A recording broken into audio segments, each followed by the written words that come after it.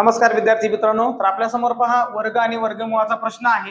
प्रश्नामध्ये असं सांगितलंय, जर x बरोबर 12 आणि y बरोबर 3 असेल तर वर्गमूळामध्ये पहिला कंस दिला असा दिलाय मुलांनो x अधिक वर्गमूळामध्ये 27y कंस पूर्ण अधिक 4 बरोबर किती, याचं उत्तर आपल्याला काढायचंय। तर मुलांनो काय करायचं, अगोदर हे जे वर्गमूळामध्ये संख्या दिली आहे ती आपण एकदा लिहून घेऊ आणि त्याच्या जागेवर तुम्हाला ज्या किमती दिलेल्या आहेत त्या आपण टाकून घेऊया।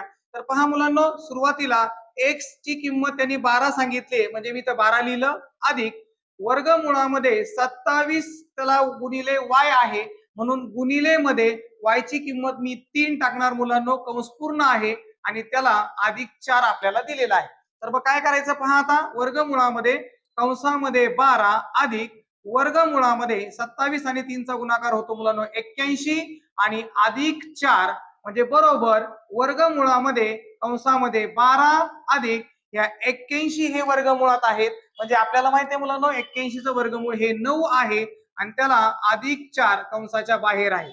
बरोबर पुन्हा वर्गमूळामध्ये 12 आणि 9 याची जर आपण बेरीज केली मुलांनो तर ती 21 भरेल आणि त्याच्या पुढे अधिक 4 आपल्याला दिलेला आहे, म्हणून 21 आणि 4 यांची जर बेरीज केली तर ती 25 मिळेल आणि 25 हे वर्गमूळात आहेत, म्हणून 25 चं वर्गमूळ किती असतं मुलांनो 5। या प्रश्नाचं उत्तर किती आलेलं आहे, 5 आलेलं आहे। तर अशाच प्रकारचा एक प्रश्न तुम्हाला सोडवण्यासाठी आहे, याचं उत्तर काय येईल ते तुम्ही कमेंट बॉक्स मध्ये सांगायचं।